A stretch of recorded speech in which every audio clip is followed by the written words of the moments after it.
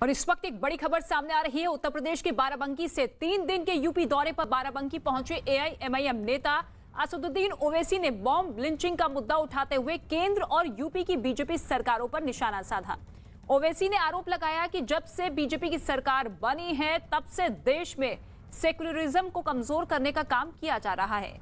ओवैसी यही नहीं रुके और विवादास्पद बयान में कहा कि 2014 से दलित और मुस्लिमों को मॉब लिंचिंग के जरिए मारा जा रहा है। –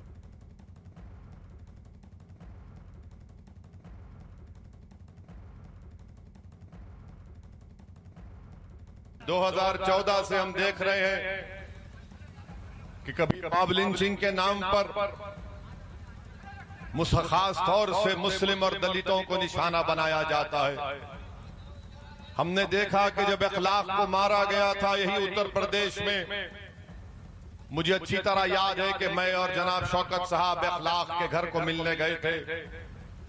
मेरी आंखों में आज भी अखलाक की मां की वो मायूसी है।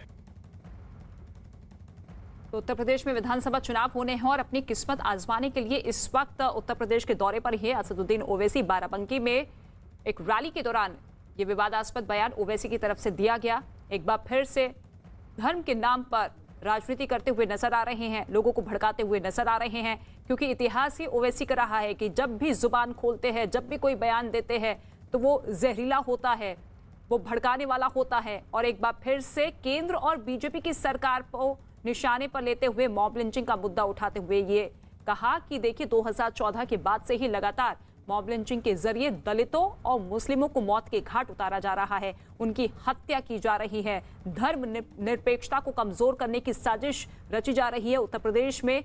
हालांकि तमाम राजनीतिक पार्टियां विधानसभा चुनाव की तैयारियों के मद्देनजर अपनी कमर कस चुकी है और ऐसे में असदुद्दीन ओवैसी जो कि उत्तर प्रदेश की राजनीति में अपनी पैठ जमाना चाहते हैं और इसी वजह से वो तमाम मसले एक साथ लाते हुए नजर आ रहे हैं जिसके जरिए बीजेपी को घेरा जाए, योगी आदित्यनाथ को घेरा जाए।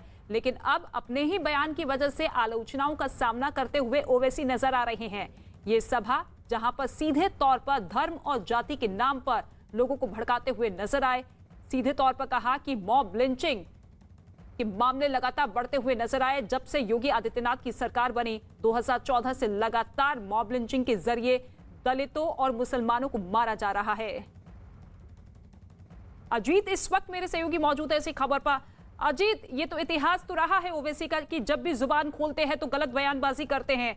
अब धर्म के नाम पर, जाति के नाम पर किस तरीके से लोगों को भड़का रहे हैं और मॉब लिंचिंग का मुद्दा उठाते हुए सीधे तौर पर सवाल खड़े करते हुए बीजेपी सरकार पर।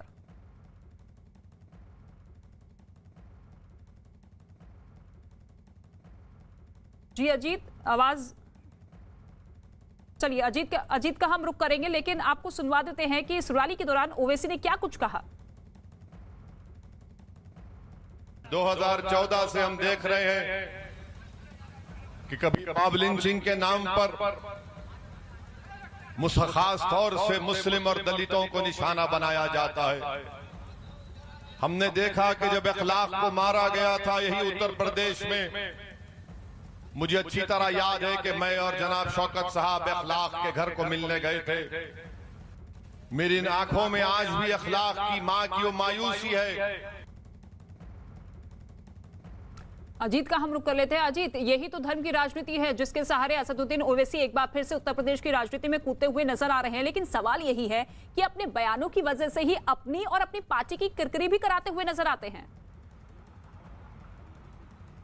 देखिए, बिल्कुल रितिका, असदुद्दीन ओवैसी को इस बात का अच्छी तरह पता है, इल्म है कि वो जब विवादित बयान देंगे तभी वो चर्चा में आएंगे। आप उनके पुराने विवाद बयान देख लीजिए, नए देख लीजिए। जिस दिन से वो उत्तर प्रदेश में पिछले 3 दिनों से लगातार यही बात कह रहे हैं, कभी कहते हैं कि मुसलमानों का लीडर नहीं है, कभी कहते हैं कश्मीर गया था तो अयोध्या भी जाऊंगा, कभी कहते हैं कि मुसलमान जीतेगा यूपी का, इंशाल्लाह आपकी मुसलमान जीतेगा। और आज उन्होंने अपने बयानों में तो हद ही कर दी। उन्होंने कहा कि मॉब लिंचिंग में 2014 से लेकर और अब तक लगातार मुसलमान और दलित ही मारे जा रहे हैं। जबकि सरकार की तरफ से तुरंत पलटवार हुआ। जो मंत्री जयप्रताप सिंह, उन्होंने कहा कि अगर ओवैसी अपनी जुबान पर विराम नहीं देते और इसी तरह के विवादित बयान देते रहते हैं, भड़काऊ, जिससे आपस में विवाद होता है या भड़काऊ भाषण देते हैं और कहीं भी दंगा फसाद होता है तो ओवैसी के खिलाफ एक्शन भी लिया जाएगा। आज उन्होंने 3 तलाक को लेकर भी सवाल खड़ा कर दिया, 1 लाख का भी जिक्र कर दिया मॉब लिंचिंग के मामले में कि हम और हमारे प्रदेश अध्यक्ष गए थे।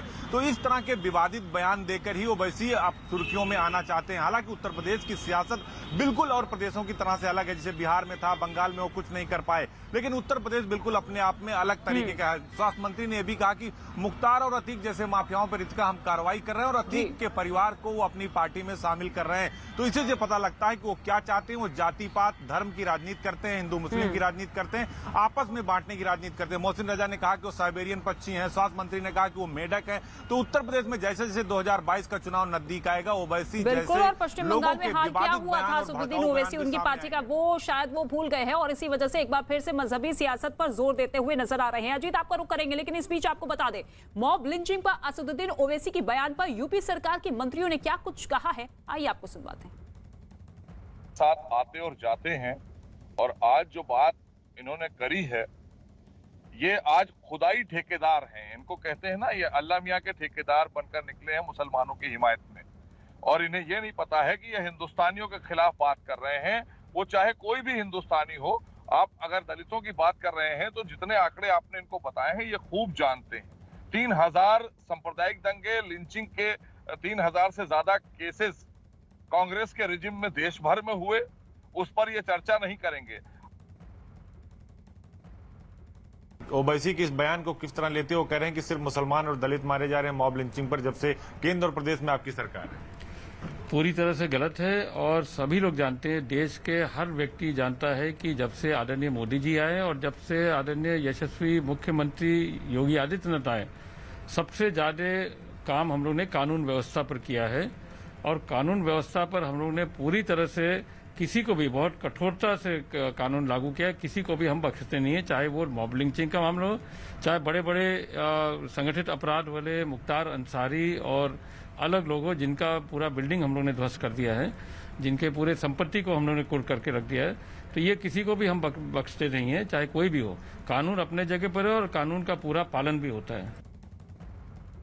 अजीत हमारे सहयोगी लगातार मौजूद है। अजीत, आपको भी याद होगा कि जब उत्तर प्रदेश की धरती पर उन्होंने कदम रखा था तो उन्होंने विकास की बात कही थी कि देखिए हमारी पार्टी का एक ही एजेंडा है, विकास। लेकिन विकास तो कोसों दूर अब रह गया है, धर्म और जाति एक बार फिर से वही इतिहास दोहराते हुए। देखिए, बिल्कुल इसका धर्म और जाति की बात अगर ओवैसी नहीं करेंगे तो ओवैसी जैसे लोगों का उत्तर प्रदेश की सियासत में पता नहीं चलेगा कि वो कहां गए, और वो इस बात को बखूबी जानते हैं। आपने बिहार में भी देखा विवादित बयान, बंगाल में भी देखा विवादित बयान, और वो हैदराबाद से लेकर यहां तक हमेशा कहते हैं कि मैं तो लैला हूं, मेरे पीछे पूरे सारे मजनू, सभी पार्टियों को मजनू बोलते हैं, मेरे पीछे पीछे भाग रहे हैं। तो ओवैसी जो जहर उगलते हैं उसका असर समाज में भी पड़ता है। और आपने अगर उनकी सभाएं देखी हो तो जहां जो यूथ उनके पास आ रहा है, उनको लगता है कि वो अखिलेश यादव को जवाब दे पाएंगे, इसीलिए समाजवादी पार्टी ओवैसी के समर्थन में नहीं उतरती और वो भी कहती है कि ऐसे बयानों से हमारा कोई नाता नहीं है और जो कानून तोड़ेगा उस पर कार्रवाई होगी। विपक्ष भी सवाल खड़ा कर रहा है, क्योंकि और ओवैसी इस बात को रितका बखूबी जानते हैं कि उनको अयोध्या पर बात करेंगे, अगर वो मुस्लिम हिंदू मुस्लिम पर बात करेंगे तो उनको वोट बैंक मिलेगा। और यही बात बार बार वो ये बात कह रहे हैं कि मुस्लिमों के पास कोई लीडर नहीं है, एक लीडर बन के आया हूं मैं, और मजलिस यानी जो उनकी पार्टी है मजलिस, उसका एक लीडर चाहिए। अगर आप हमारे साथ होंगे तो आपका एक लीडर होगा और अपने समाज का भला करेगा। इसीलिए बार बार वो 1 लाख का जिक्र करते हैं, बार बार वो 3 तलाक की बात आज उन्होंने कही कि उसमें मर्दों को ज्यादा ताकत दे दी गई, महिलाओं को कमजोर कर दिया गया। इसके साथ उन्होंने कहा कि मुसलमान जीतेगा। और अब मॉब लिंचिंग की बात वो लगातार उठा रहे हैं कि 2014 से लेकर जब से देश में बीजेपी की सरकार आई, उत्तर प्रदेश में योगी आदित्यनाथ की सरकार आई, मॉब लिंचिंग में मुसलमान मारे जा रहे हैं। तो इसको लेकर बीजेपी की तरफ से बड़ा हमला किया गया है। साइबेरियन पक्षी और मेढक बता दिया सरकार के 2 मंत्रियों ने ओवैसी को। हालांकि ओवैसी इस बात को बखूबी जानते हैं कि उत्तर प्रदेश में अगर उन्हें सियासत करनी है तो जाति और धर्म के नाम पर ही वो अपनी जमीन, सियासी जमीन तलाश सकते हैं, और यही वो कर रहे हैं। जब भी मंच पर जाते हैं तो जहर उगलते हैं और आग बोलते हैं। लेकिन अब सरकार के स्वास्थ्य मंत्री बिल्कुल अजीत, और जब पश्चिमी उत्तर प्रदेश के दौरे पर असदुद्दीन ओवैसी पहुंचे थे तो वहां का मुसलमान ये कहता हुआ नजर आया था कि देखिए हमें धर्म और जाति के नाम पर कोई राजनीति नहीं चाहिए, हमें तो विकास चाहिए, चाहे वो विकास बीजेपी की सरकार करे या फिर और कोई सरकार करे। आपके पास लौटेंगे, लेकिन इस बीच आपको बता दें कि मॉब लिंचिंग पर AIMIM प्रमुख असदुद्दीन ओवैसी के बयान पर उनकी पार्टी के नेता आदिल हसन ने क्या कुछ कहा है, सुनिए। भारतीय जनता पार्टी का दाल नहीं गलेगा जहां पे हिंदू मुसलमान एक रहेगा। ये तो भारतीय जनता पार्टी का कोर एजेंडा है कि नफरत फैलाओ और राज करो, जैसे अंग्रेज करते थे। अंग्रेज बांटते थे उसी तरह भारतीय जनता पार्टी बांटती है। उत्तर प्रदेश की आवाम पूरे हिंदुस्तान में योगी आदित्यनाथ के जो शासनकाल है उसको बतलाएगी, करारा जवाब वोट से देगी। अजीत, अगर पार्टी के नेता और पार्टी ये मानकर चल रही है कि भारतीय जनता पार्टी का ये एजेंडा है, जब तक धर्म और जाति की बात नहीं करेंगे उनकी दाल नहीं गलेंगे, तो फिर असदुद्दीन ओवैसी की जुबान से ये अक्सर ऐसे बयान क्यों सुनने को मिलते हैं? क्यों फिर वो जाति का रास्ता अपनाते हुए नजर आते हैं, ये भड़काते हुए नजर आते हैं कि देखिए बीजेपी की सरकार में इतने मुसलमानों की हत्या कर दी गई, मौत के घाट उतार दिया गया, दलितों पर इतना अत्याचार हुआ। देखिए बिल्कुल इसका जो ओवैसी हैं वो इस बात को इसलिए बार बार कहते हैं क्योंकि उनको लगता है कि उत्तर प्रदेश में अखिलेश यादव हो, मायावती हो या प्रियंका गांधी, सभी की जो राजनीति है वो जाति के आधार पर, अगर उनको अलग से वोट बैंक बनाना है तो मुसलमानों को तोड़ना होगा और मुसलमानों को वो आसानी से तोड़ सकते हैं। इसीलिए वो मुसलमानों के पक्ष में बोलते हैं और दूसरे समुदाय के लिए जहर उगलते हैं। और इस बात को उनकी पार्टी के लोग, जो अभी देखा आपने, जो पूर्व प्रदेश अध्यक्ष है, उन्होंने कहा कि राम और सीता की बात ना करें, मजहब की बात ना करें, लेकिन ओवैसी हमेशा मजहबी बात करते हैं और मजहबी रंग देते हैं। और इसीलिए उन्होंने रुदौली अयोध्या से शुरुआत की और कई सारे उदाहरण दिए। उन्होंने अशफाक उल्लाह खां कहा और फिर राम प्रसाद बिस्मिल का नाम लिया कि फैजाबाद की जेल में उन्हें फांसी हुई थी। तो अपनी समाज के लोगों को भावनात्मक दृष्टि से, कट्टरता की दृष्टि से वो जोड़ना चाहते हैं और उनको लगता है कि यही हम करेंगे तभी हमारी पार्टी उत्तर प्रदेश में सियासी जमीन खड़ी कर पाएगी। रितिका, बिल्कुल अजीत, ठीक है, लेकिन इससे पहले यानी कि मंगलवार को अयोध्या में की गई रैली में असदुद्दीन ओवैसी ने आतंकवाद पर भी एक विवादास्पद बयान दिया था। सुनिए जरा। जिस किसी पॉलिटिशियन का नाम प्रज्ञा होगा, अजय होगा, कुलदीप होगा, संगीत होगा, सुरेश होगा, कपिल होगा, वो लोकप्रिय नेता होगा। और जिसका नाम अतीक होगा, जिसका नाम शहाब होगा, जिसका नाम मुख्तार होगा, वो बाबुली हो जाएगा।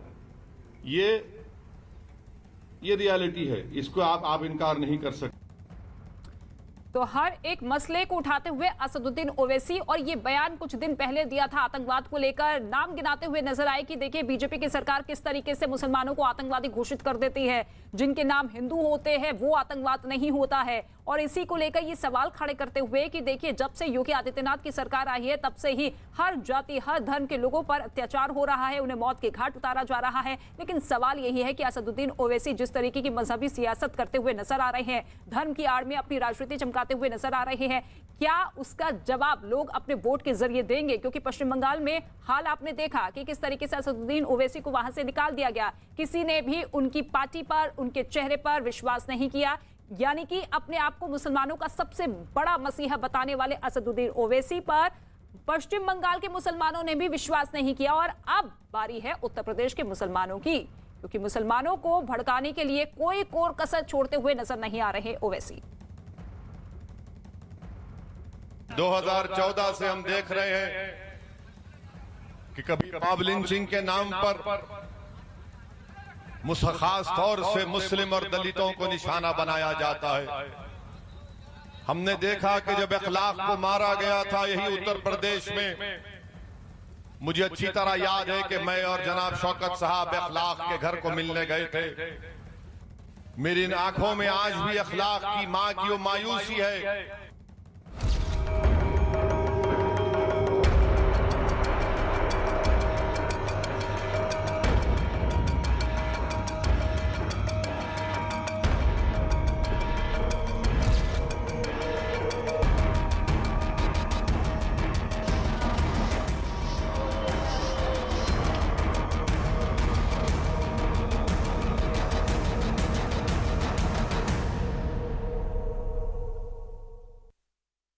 कोरोना की दूसरी लहर के बाद कई राज्य अब रहस्यमयी बुखार की चपेट में हैं।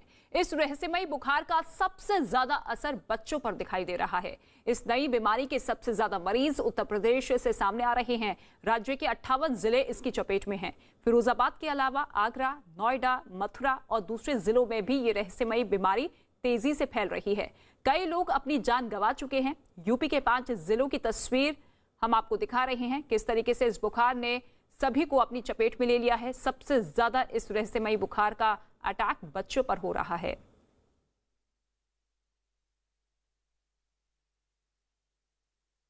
उत्तर प्रदेश के कई जिलों में रहस्यमयी बुखार ने लोगों पर कहर बरपा रखा है। फिरोजाबाद की हालत तो सबसे ज्यादा खराब है। जिले के कई गांवों में रहस्यमयी बुखार से हाहाकार मचा हुआ है, क्योंकि अब तक इस बीमारी की चपेट में आकर 51 लोगों की मौत हो चुकी है, जिनमें 40 बच्चे शामिल हैं। चिंता की बात यह है कि इस बीमारी का प्रकोप लगातार बढ़ता हुआ दिखाई दे रहा है और अस्पतालों में इसके मरीज की संख्या भी बढ़ती जा रही है।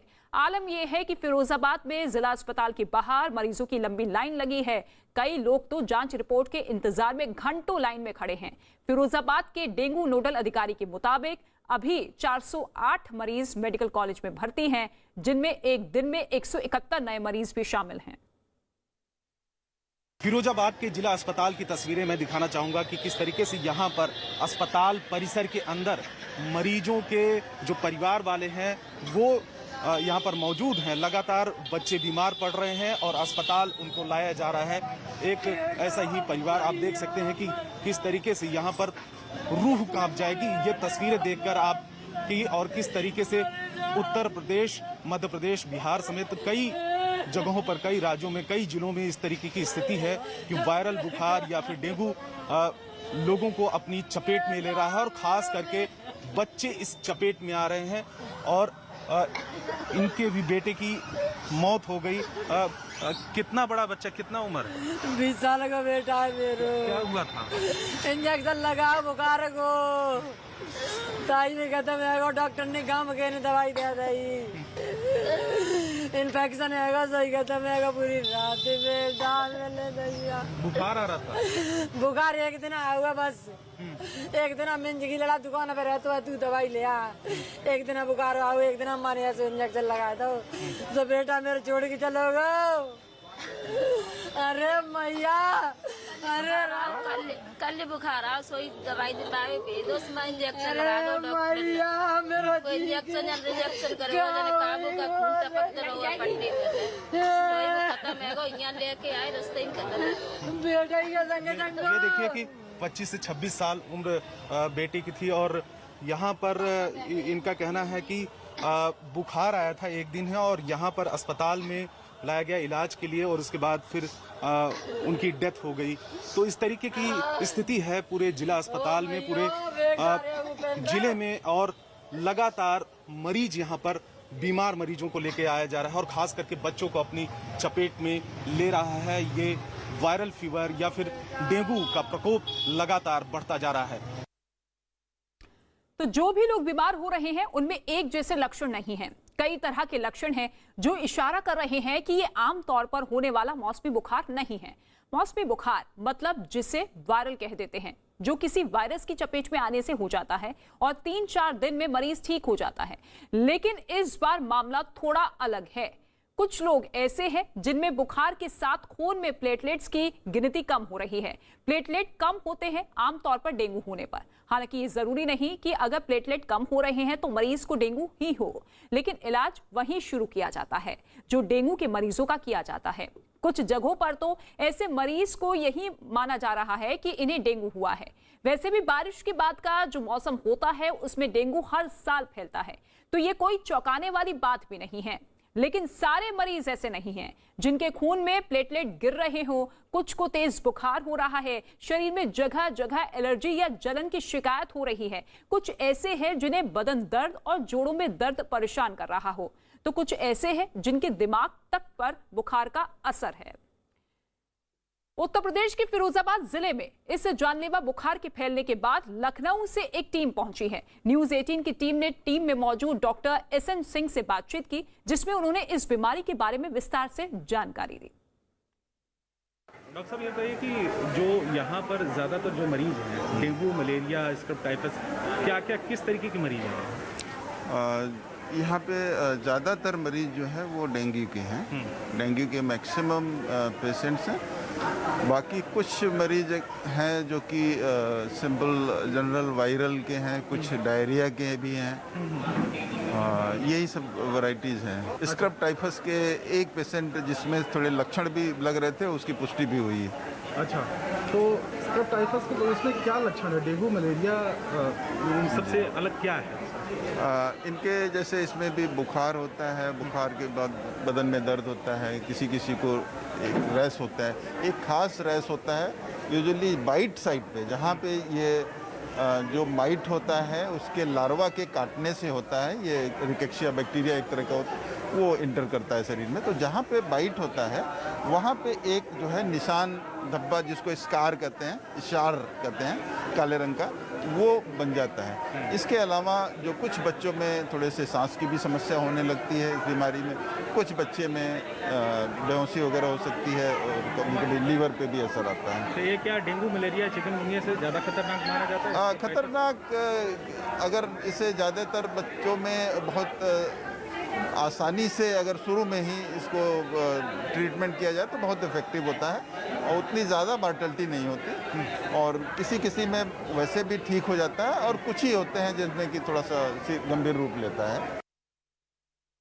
फिरोजाबाद जिले के कई गांव इस रहस्यमयी बीमारी की चपेट में हैं। कई परिवार अपने मासूम खो चुके हैं। गांव की हकीकत जानने के लिए न्यूज़ 18 की टीम इलाके में मौजूद नगला गोकुलपुर गांव पहुंची, जहां टीम ने स्वास्थ्य विभाग की टीम के साथ पूरे गांव में वायरल फीवर के बढ़ते प्रकोप को समझने की कोशिश की। हम पहुंचे हैं फिरोजाबाद के एक गांव नगला गोकुलपुर में। यहां पर चीफ मेडिकल ऑफिसर जो जिले के हैं वो पहुंचे हैं, गांव का मुआयना कर रहे हैं, और गांव में आखिर में ये स्थिति क्यों हो रही है, क्या है ग्राउंड स्तर पर स्थिति, ये तमाम चीजों को लेकर जायजा ले रहे हैं पूरी टीम के साथ में डॉक्टर डीके प्रेमी।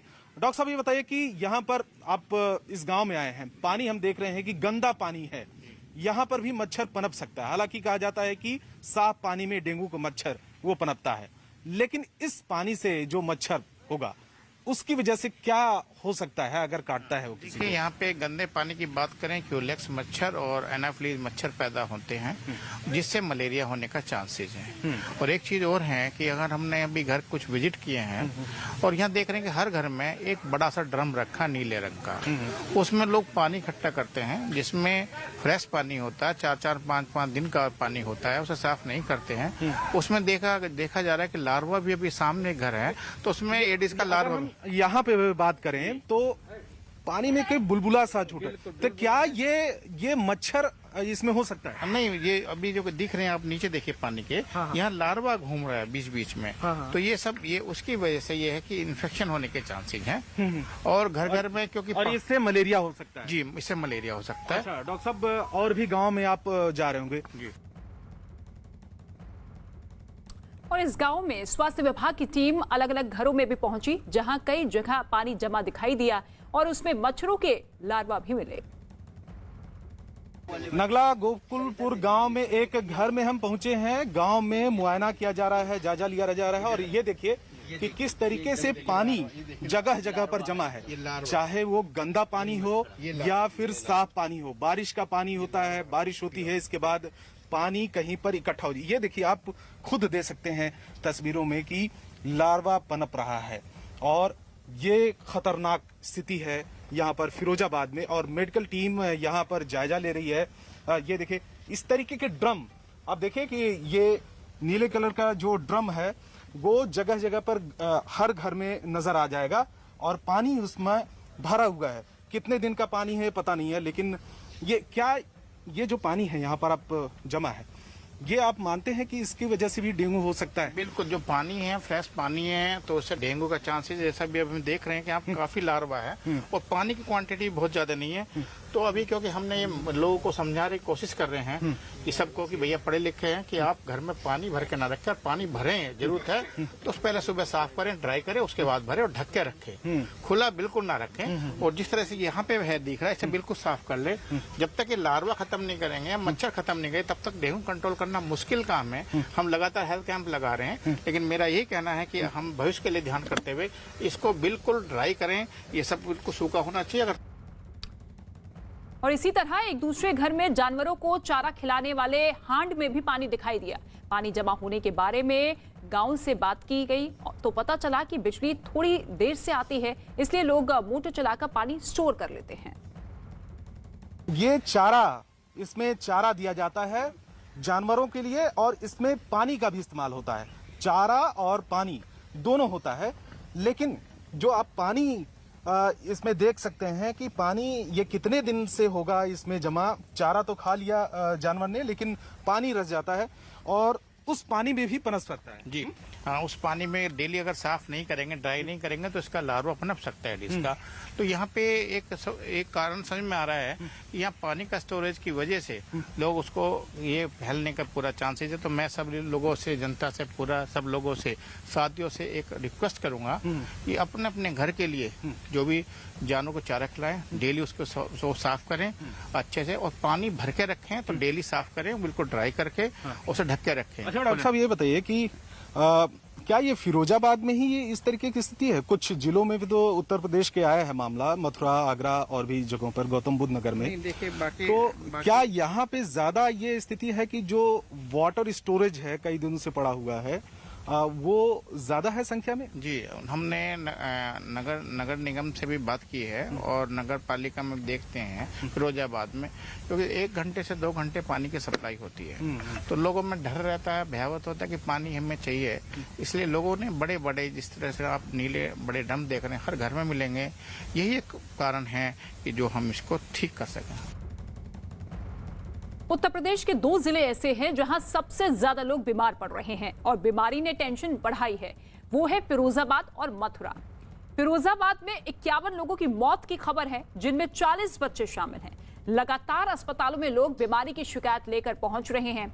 ऐसा ही हाल मथुरा का भी है, जहां अस्पताल पहुंचने वाले लोगों में आधे से ज्यादा बुखार की शिकायत लेकर पहुंच रहे हैं। इसके अलावा यूपी में आगरा, मैनपुरी, एटा, कासगंज, इटावा, सीतापुर, बाराबंकी, श्रावस्ती, फर्रुखाबाद, बलिया और गौतम बुद्ध नगर भी ऐसे ही जिलों में हैं जहां बुखार के मरीजों की गिनती तेजी से बढ़ रही है और लोग समझ नहीं पा रहे हैं कि आखिर ये बीमारी क्या है। यूपी और बिहार में वायरल फीवर से कई लोगों की मौत हो चुकी है, लेकिन ये बीमारी क्या है, इस पर कुछ भी अभी तक साफ नहीं आया है। कहीं डेंगू की बात सामने आ रही है तो कहीं वायरल फीवर का प्रकोप कहा जा रहा है। ये रहस्यमयी बुखार क्या है, इसे जानने के लिए न्यूज 18 की टीम दिल्ली के चाचा नेहरू अस्पताल के लैब में पहुंची, जहां मौजूद डॉक्टर्स की टीम ने इस बीमारी के बारे में विस्तार से जानकारी दी। किस तरीके से डेंगू का टेस्ट किया जाता है? ये डेंगू में हम पहले पेशेंट का खून का सैंपल लेते हैं, जिसको हम सीरम वायल में लेते हैं या प्लेन वायल, जो येलो वाले होते हैं। उसमें सेपरेट अपने आप सीरम हो चुका होता है। जो सीरम होता है उससे हम फिर टेस्ट लगाते हैं एलाइजा में। डेंगू में 2 तरीके का टेस्ट, एक होता है NS1 और एक होता है IgM। पहले 2 दिन के बुखार में हमें करना होता है NS1, 2 से 3 दिन। उसके बाद 3 से 5 दिन का या 6 दिन का बुखार होता है, तब हम करते हैं IgM डेंगू के लिए। दोनों ही एलाइजा बेस्ड टेस्ट है, जो ये इस किट के थ्रू लगाए जाते हैं। इसमें अलग अलग रिएजेंट्स आते हैं, वो एक एक करके लगाते हैं। टोटल टेस्ट 4 घंटे लेता है। अच्छा, तो ये टेस्ट से डेंगू का आप पता करते हैं कि डेंगू है पेशेंट को नहीं। और प्लेटलेट्स का क्या रोल रहता है? प्लेटलेट्स का डिपेंड करता है गिरने कब शुरू होंगे। पहले दिन कराने का कोई फायदा नहीं होता। जनरली चौथे से 5वें दिन जो होता है प्लेटलेट का गिरना शुरू होता है खून में। अगर पेशेंट का फीवर हाई ग्रेड परसिस्ट कर रहा है उसको अस्पताल की जरूरत पड़ रही है, तब 4 से 5वें दिन पे प्लेटलेट्स का कराया जाता है। तो ठीक है, तो आप बता रहे हैं ये जो वाइल यहाँ से जो यहाँ पर वाइल मौजूद है, उनसे इसमें एक स्टेप में ये करेंगे। अच्छा। पहले एक बार करेंगे, फिर रिएजेंट डालेंगे, फिर अगला करेंगे, फिर रिएजेंट। तो ठीक है, अभी आपको दिखाते हैं कि किस तरीके से ये प्रोसेस यहाँ पर की जाती है।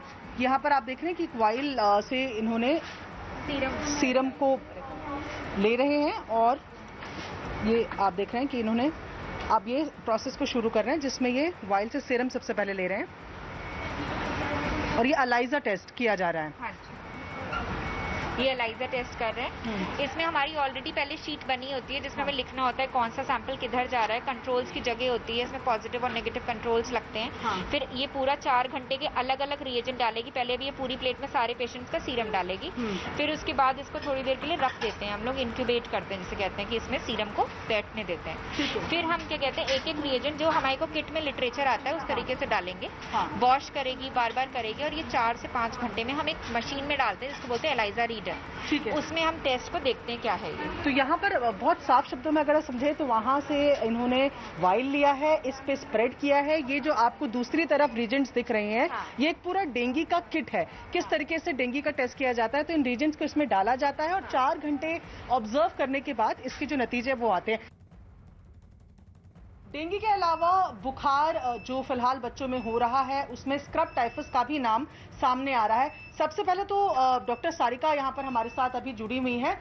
यहाँ पर आप देखिए कि पहले मैं आपको विजुअल्स दिखा देती हूँ कि यहाँ पर अब टेस्ट हो रहा है स्क्रब टाइफस का।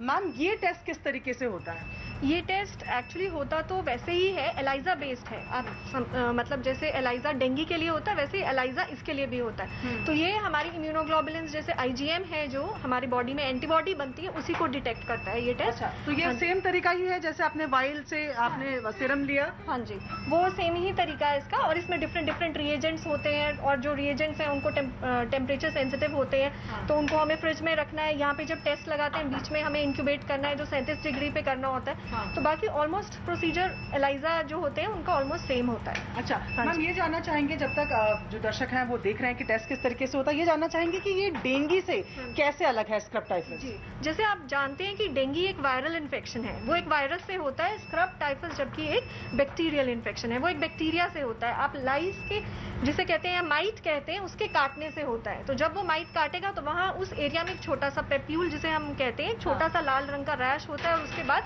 फीवर होना शुरू होता है, हेडेक होता है, सरदर्द, बॉडी एक, माइल्जिया, ये सब चीज़ें होती हैं। आगे चल के कॉम्प्लिकेशन जैसे कि निमोनिया भी हो सकता है, मायोकार्डाइटिस जैसे, और ये सब चीज़ें भी हो सकती हैं। तो मतलब अगर किसी को बुखार आ रहा है, तेज बुखार आ रहा है, तो कैसे वो डिफरेंशिएट करे कि ये डेंगू नहीं और इसके लिए हमें अलग टेस्ट करवाने पड़ सकते हैं? जैसे बुखार आ रहा होता है तो इसमें मेन जो होता है लिम्फ नोड्स हो जाते हैं। लिम्फ नोड आप समझेंगे छोटी छोटी गांठें हो जाती हैं, प्लस एक छिगर भी होता है जहां से वो जो माइट अंदर एंटर करती है उसका एक एस्चार कहते हैं हम अपनी लैंग्वेज में, तो वो होता है। तो डॉक्टर्स जब देखते हैं तो वो उससे सस्पेक्ट करते हैं, कुछ % केसेस में वो भी होता है। तो वो सस्पेक्ट करते हैं और फिर वो हमसे कोऑर्डिनेट करके कि क्या हम और इसका कैसे डिफरेंशियल डायग्नोसिस बनाएंगे। तो उस फीवर में हम लोग फिर ये भी सोच सकते हैं कि रिकेट्शिया भी हो सकती है, यानी कि बुखार के साथ गांठें, हल्की गांठें, इसमें गांठ भी हो सकती है जी। और एक गांठ होती है जिसे एस्चार कहते हैं, वो भी हो सकता है। अच्छा, तो ये बुखार के साथ साथ हल्की गांठें जब आपके शरीर में महसूस होने लगे तो हो सकता है कि वो डेंगू ना हो। और उसका दूसरी तरीके से टेस्ट यहाँ पर जैसे कि आपने देखा कि वाइल से इन्होंने जो सैंपल्स हैं वो लिए और एलेक्सिया जो इनका जो टेस्ट होता है उसी तरीके से किए। उत्तर प्रदेश के गौतम बुद्ध नगर में भी रहस्यमयी बुखार के मामलों में लगातार बढ़ोतरी हो रही है। ये बढ़ोतरी ओपीडी में कुल मरीजों की संख्या की 50% है। गौतम बुद्ध नगर के सरकारी बाल चिकित्सा अस्पताल के मुताबिक ओपीडी में पिछले 15 दिनों से वायरल फीवर के मरीजों में बढ़ोतरी हुई है, जिनमें बच्चे सबसे ज्यादा है। डॉक्टर इसे वायरल फीवर बता रहे हैं और जल्द ही ठीक होने की बात भी कह रहे हैं।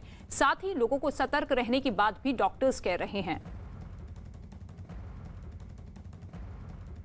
गौतम बुद्ध नगर जिले में वायरल फीवर लगातार बढ़ रहा है। इस वक्त हम मौजूद हैं गौतम बुद्ध नगर जिले के चाइल्ड PGI अस्पताल में और यहाँ पर तस्वीरों के जरिए हम आपको दिखाना चाहेंगे कि यहाँ पर ज़्यादातर जो पेरेंट्स हैं वो अपने बच्चों को लेकर पहुँचे हुए हैं। और अगर हम इस अस्पताल चाइल्ड PGI के डायरेक्टर की बात करें तो उनके मुताबिक जो वायरल फीवर लगातार बढ़ रहा है उससे सबसे ज़्यादा प्रभावित हुआ है पिछले 15 से 20 दिनों में, तो वो केवल बच्चे हैं, छोटे बच्चे हैं। यहाँ पर एक अभिभावक यहाँ पर हैं जो अपने बच्चे को लेकर पहुँचे। क्या सबसे पहले तो अपना नाम बताइए। अजय कुमार नाम है मेरा, सेक्टर 22 नोएडा में रहता हूँ। अजय, ये बताइए क्या हुआ आपके बच्चे? पिछले 2-3 दिन से काफ़ी कुछ फीवर, दस्त और मतलब वॉमिटिंग टाइप की बहुत ज़्यादा हो रही है। कुछ भी दूध वगैरह भी पीता है तो तुरंत उल्टी कर देता है। 2 या 3 दिन से। इससे पहले डॉक्टर को दिखाया था? हाँ, डॉक्टर को दिखाया था, लोकल डॉक्टर को, लेकिन यार बेनिफिट नहीं मिला, इसी वजह से फिर हम हॉस्पिटल आए। तो ये बुखार पिछले 2-3 दिनों से अचानक हुआ, उसके बाद जी पहले हम लोकल जो डॉक्टर हैं हमारे उनसे इलाज चल रहा था 2-3 दिन से, बट कोई बेनिफिट नहीं मिला। तो इस वजह से फिर हमने सोचा कि मेरे हॉस्पिटल जाना पड़ेगा।